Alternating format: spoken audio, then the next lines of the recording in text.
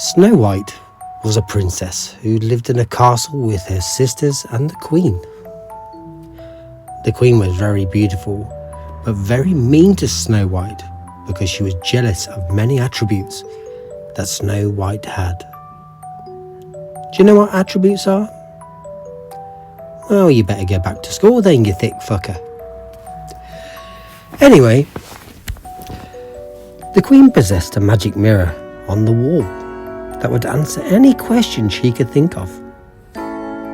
So often, the Queen would sneak up to her chambers, uncover the mirror and say, "Siri, Siri, on the wall, who is the fairest of them all?"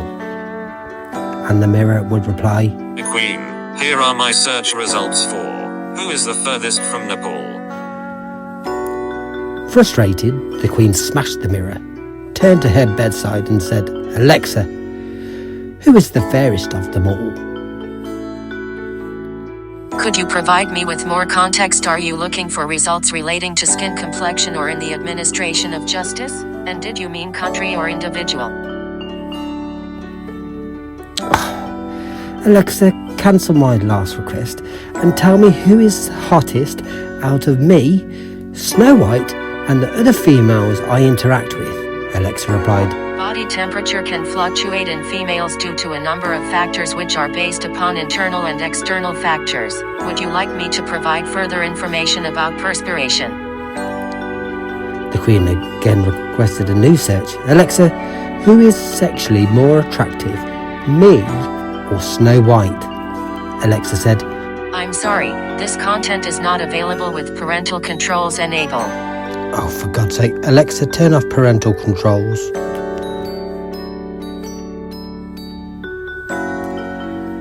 The Queen tried one last time. Alexa, who is more physically attractive to men, me or Snow White?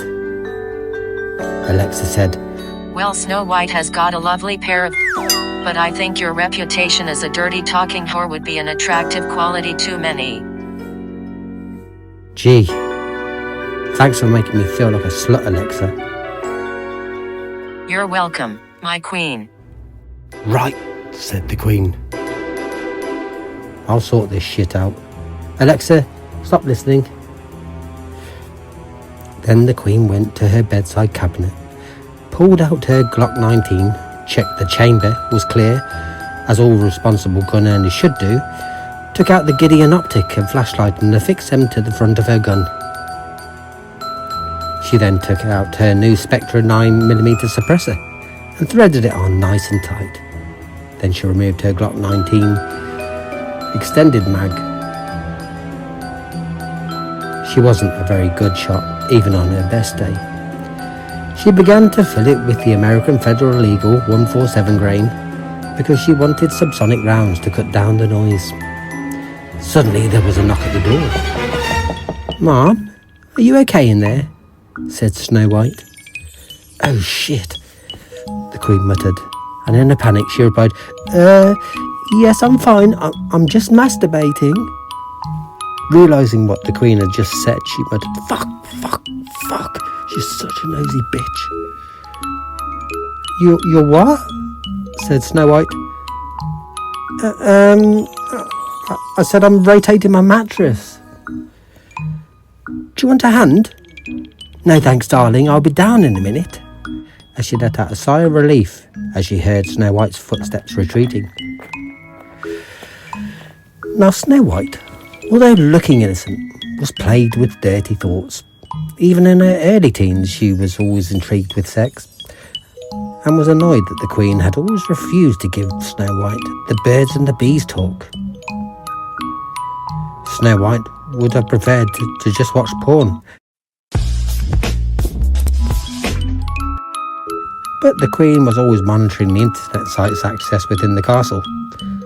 So Snow White, being a nosy girl, having dirty thoughts and obsessed with sex, and having no respect for other people's personal space or privacy, accessed the camera on the Queen's laptop. After all, the Queen had a reputation for being a bit of a slag. As Snow White logged on and accessed the Queen's laptop, she could see the Queen speaking to herself in the mirror, brandishing the clock, saying, "You talking to me? You must be talking to me, Snow White, because I don't see anybody else here. Let's see how pretty you are when I unload this clip in your fucking face." Snow White thought that was pretty strange and didn't really understand why she was putting on that sort of accent, but the Queen could be quite strange at times. But the Queen flicked her safety and put the gun in her garter, pulling down her dress to cover the weapon. It was at this point the Queen realised that the silencer was a bit too long in her stockings, as she couldn't bend her knee when she walked. She exited her bedroom walking like she had spent the night with the household guards. Snow White slammed down her laptop, grabbed her bag, and ran to the stables. She saddled her horse, all while she could see the Queen roaming the house, calling out her name.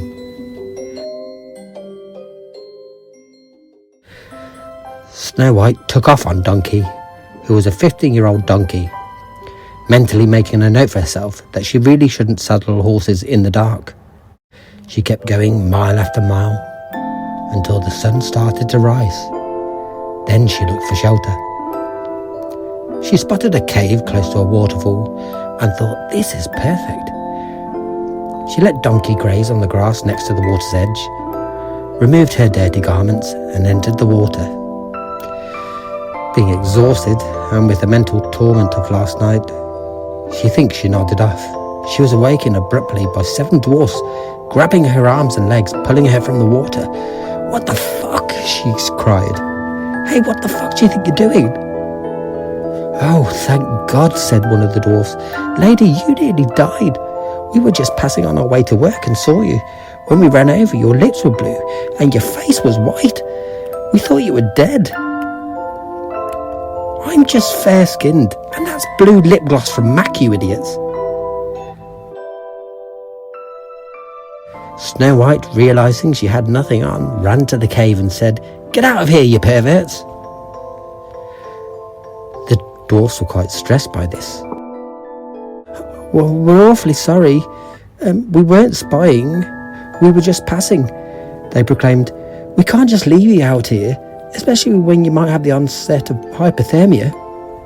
We just want to make sure you're okay." Snow White, understanding that she was in a delicate position, shouted, "Give me my bag. It's on the donkey." A few moments later, the bag was thrown into the cave and Snow White got dressed. While Snow White got dressed, the dwarfs conferred about what they were going to do. "Look, guys, we can't just leave her here. But we're already late for work. But it's our duty to make sure that she's okay. Hey, lady, have you got any warm clothes, drink and food with you?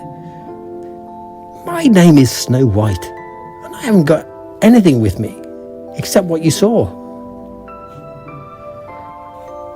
Muttering amongst themselves, Doc, the eldest dwarf, said, "Right, I'll stay with her, because I'm the only one that's medically trained. Sneezy, you go with Bashful back to our house and grab some blankets and the sun lounger. Sleepy, you can stay with me in case I need to send you out to relay a message. Grumpy, you go to work and tell them what's happened. Dopey and Happy, you go to the shop and get lots of water and food for Snow White." And then they all went off in their separate directions. Later that day, when they all returned, they were all looking at each other going, 1, 2, 3, 4, 5, 6. There's 7 of us, isn't there? Yeah, who's missing? Oh, Grumpy. He hasn't come back from work. And just as they noticed his absence, they heard him walking towards them, muttering to himself, "Fucking prick, talking to me like that, I'll smash his fucking face in." He passed Happy at the entrance to the cave and said, "What the fuck are you smiling at?" as he stormed past. As they all huddled round, Doc said, "Grumpy, what's got you all worked up?" And Grumpy just said, "Well, I went to work, like you said, and told them what's happened. And they said that they didn't care about excuses and it was our responsibility to be at work on time. And the foreman said that it was not acceptable, and with the other complaints, then he didn't think he could continue to hire us.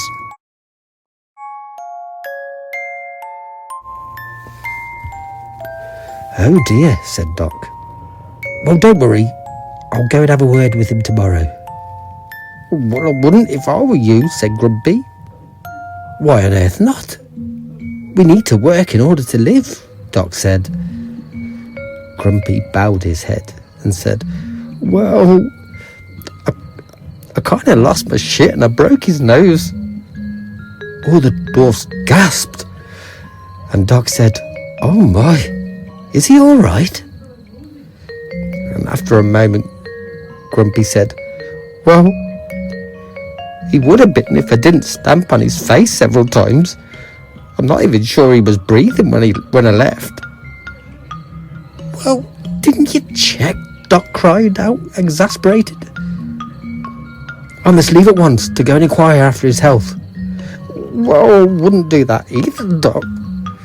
Because I took off when I heard the sirens and the cops will pull you in because you'll fit the description.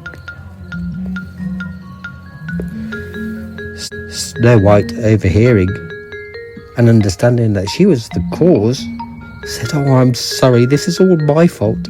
I'll make it up to you all. Oh yeah? With what? You said you didn't have anything but your back, said Grumpy. Doc, seeing Grumpy work himself up again, said sternly, Grumpy, go outside and cool off. You're not helping this situation when you're like this. Just go and focus on your meditation. Grumpy punched a wall as he exited the cave. Jesus, what's his problem, said Snow White. Doc turned to her and said, Snow White, he's a very troubled soul. He's actually my patient and under my ward. You see, I'm a psychiatrist and I treat people with severe PTSD. Grumpy was actually much worse than this. He actually changed his name from Rage to Grumpy because I thought it may help with his treatment. But even though he can be extremely violent, he is a good soul. He won't harm you and he hates violence towards women. Oh my God, said Snow White. Well, does anyone else have any aliases or history I need to know about? Well, nothing of significance. I mean, Happy was born gay. Well, I'm not prejudiced, said Snow White. I don't know why you'd think that is significant. No. What I mean is that his first name on his birth certificate was Gay, but he changed it to Happy as he grew tired of women turning him down because they thought he was homosexual. Oh, that's a shame. Well, people can be cruel sometimes. Anyone else? Well, yeah, just one more. Sneezy. Well, he used to be known as Sleazy. He got himself into some trouble when he was a teen, got put on the sex offenders register, but he's off it now. Jesus, Mary, Joseph and the wee donkey. Am I even safe with you guys?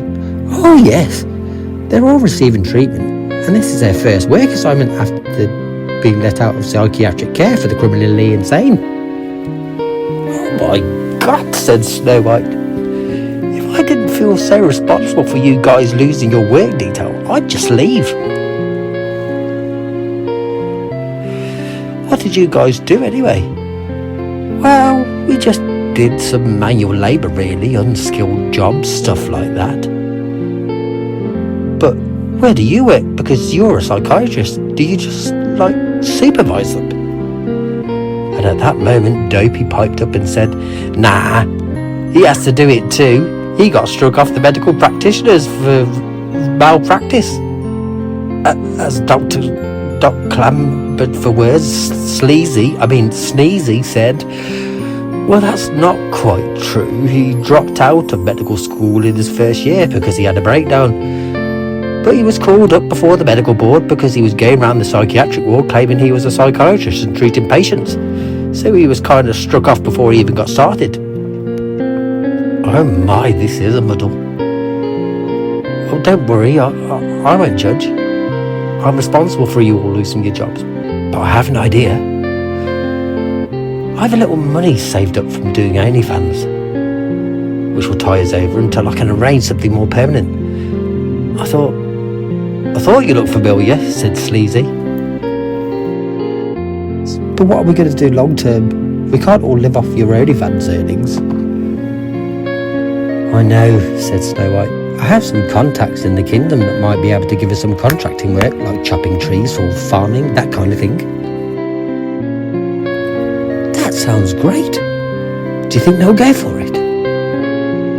Well, I can only try, said Snow White. I'll have a go tomorrow. Snow White, have you got anywhere to sleep tonight? Said Doc. No, I had to leave in a hurry. Okay, well, you can stay with us if you want.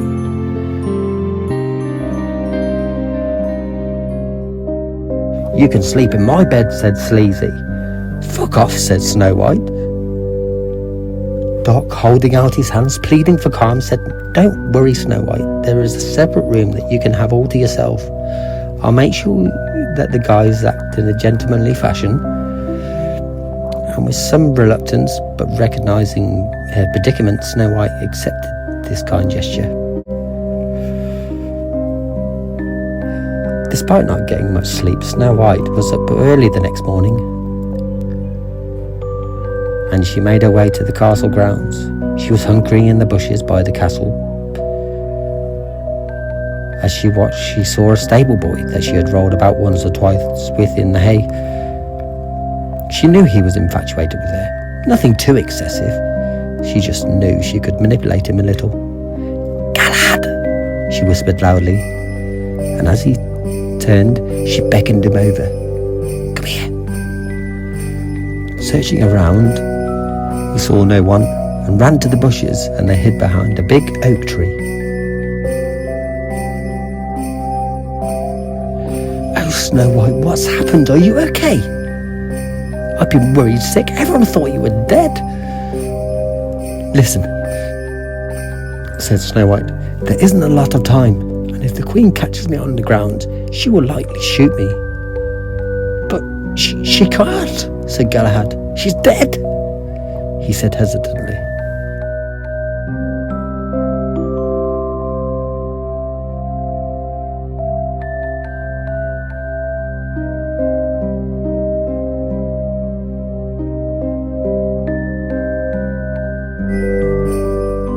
What? What happened? Snow White eagerly asked. Well, last night, the Queen was out of her chambers and she had a gun and she was walking around the castle shouting your name. Now, your stepsister, Jess, came out of her bedroom and the Queen shot her in the face thinking it was you. Holy shit, said Snow White. But how did the Queen die? Well, your other stepsister, Rachel, came out of her room when she heard the bang, saw Jess hit the ground, and thought, I'm next. So she ran down the hall to the study and slammed the door and locked it. But the Queen saw her do that and knew that the only reason that she was going to the study was because she was going to call the police. And she pursued Rachel. And the Queen was listening at the door and could hear her making the telephone call and was shouting at her to hang up. Then the Queen started to shoulder barge the door. So Rachel had tried to put the desk up against the door in order to barricade it. But as she was doing that, the Queen unloaded about 15 rounds to the door, killing Rachel instantly. And it was at that moment that the armed police showed up. And because it was dark and all they could see was muzzle flashes inside the building, they just shouted, drop the weapon! Drop the fucking weapon! And you know what the Queen is like. She just shouted back at them, who the fuck do you think you're talking to, giving me orders? and she raised the gun towards the armed officer and fired, so the police just took her out. But they had no idea it was the Queen at that point. "Oh dear God, that is unbelievable," said Snow White. "But why did you think I was dead?" "Well, because the Queen was shouting your name, so everyone thought that maybe she had got to you first and threw you in the cut. Anyway, I'm so glad you're back. The Bishop wants to see you, as you're going to have to take over the role as Queen." "Me? Really?" "Yeah. Well, let's go." And upon visiting the Bishop, she turned to Galahad and said, "Look, I have some friends who help me. They live in the woods next to Goldilocks. I need you to go and get them and bring them here." "But there's bears in those woods, Snow White." "No, there's not. Don't you remember Goldilocks was up on charges last year for poaching because she shot that family of bears and tried to make them all into rugs? She shot all the bears. There isn't any around the place. She's still inside serving her 3-year sentence." "Oh, yeah. Okay. Well, I'll go because I love you, Snow White. Look, Galahad, we've been through this. It was a one-time thing. It will never happen again. I was drunk, a little horny, I'll admit, and I shouldn't have encouraged you. But please do this for me. I'll give you an annual subscription to my OnlyFans." And Galahad skipped off, happy as anything, to go and find the dwarfs. Later, when he arrived at their house, he found them lying all around the place, and the place was a mess. Excuse me? Are you the dwarfs that helped Snow White?" Yeah, mate, that's us." "Well, she needs you to come to the castle," said Galahad. "What's happened here? Were you guys attacked?" "Nah, Doc found his stash of narcotics and we just had a blowout last night," said Dopey. "Oh my, I see," said Galahad worryingly as he backed towards the door. Hold up there, fella. Just let us get our shit together and we'll be ready in 5 minutes. Just hold it there." So later that day, the dwarfs arrived with Galahad at the castle, and they were beckoned to the main hall where Snow White sat awaiting for them. "Gentlemen," she said, "the problems I've faced are over now, but I will never forget the assistance that you offered me in my hour of need. So I've put together these contracts providing you with all the work you could ever want." And she handed one of the contracts to each of them and kissed them on the cheek. No one seemed to notice that Sleazy grabbed her ass when she got to him. Only Doc, who winced when he saw it. Snow White just smiled and backed away, thank God.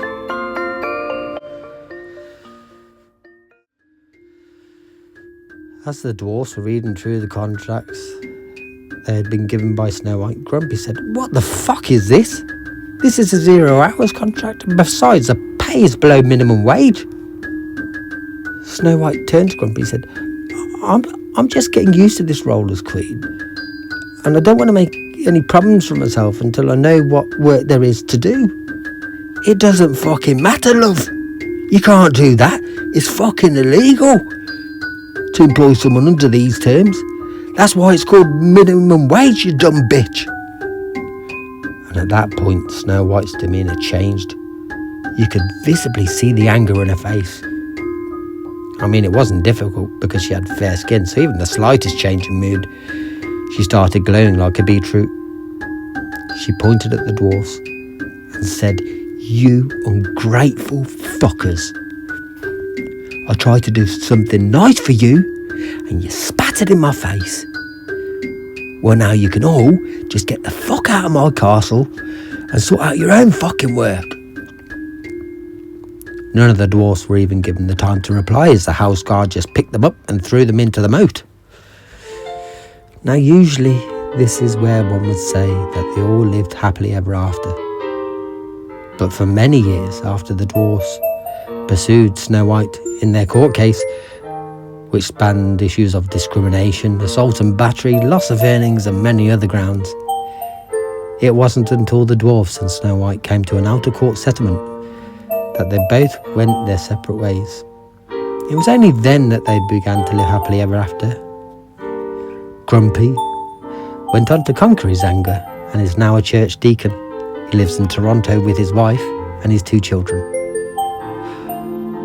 Happy discovered the halfway house and changed his name to Bye, where he lives with his husband John. Doc unfortunately only lived for another 12 years before he died of a drug overdose. That was after one of his parties, which were named Cocktail Night. Sleazy, or Sneezy, was with Doc when he died. He has tried to carry on the party scene. He claims in memory of his friend Doc. He is currently back on the sex offenders register. Dopey hasn't worked a day since, but is content just receiving his benefits and spending his settlement money. Bashful didn't have any comments for this interview and didn't want to talk at all. Fuck knows what he's doing. Sleepy is now a fitness instructor. After Doc died, it was discovered that Doc had been lacing his food with sedatives and had continued to believe Sleepy was his patient. But when he died, the sedatives wore off and he found out he had much more energy. Snow White gave up her OnlyFans account so that she could focus on her regal image. She became an actress and has just finished shooting a movie. She said that she was excited to play her first leading role in her first porn movie and hopes it will be a great success. The end.